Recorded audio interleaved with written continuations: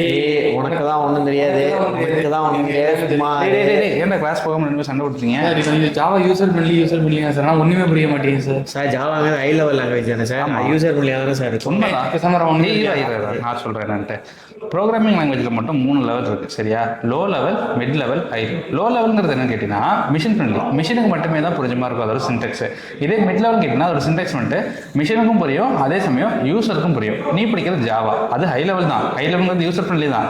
எப்படி கேட்டிங்கன்னா அந்த சின்டெக்ஸ் வந்துட்டு உனக்கு புரிஞ்ச மாதிரி இருக்கும். இது எப்படி சொல்கிறாங்கன்னு கேட்டிங்கன்னா எந்த ப்ரோக்ராமிங் லாங்குவேஜோட சின்டெக்ஸ் வந்துட்டு இங்கிலீஷில் எழுதியிருக்காங்களோ, அதாவது யூனிவர்சல் லாங்குவேஜில் எழுதியிருக்காங்களோ அதெல்லாம் தான் யூசர் ஃப்ரெண்ட்லி லாங்குவேஜ் சொல்கிறாங்க. ஏன் அப்படின்னு கேட்டிங்கன்னா நீ மட்டும் யூஸ் பண்ண போகிறது கிடையாது, நானும் யூஸ் பண்ணுவேன், நீ யூஸ் பண்ணுவேன், உலகத்தில் இருக்க எல்லா ஹியூமன்ஸுமே அதை யூஸ் பண்ணுவாங்க. எல்லா ஹியூமன்ஸுமே காமனாக இருக்க ஒரு லாங்குவேஜ் அது இங்கிலீஷ் தானே. அப்போ இங்கிலீஷில் ஒரு சின்டெக்ஸ் இருக்காங்கன்னா என்னது யூசர் ஃப்ரெண்ட்லி லாங்குவேஜ். இதுதான் கான்செப்ட். இல்லை ஓகே சார். ஆனால் அது இங்கிலீஷ் தெரியணுமா?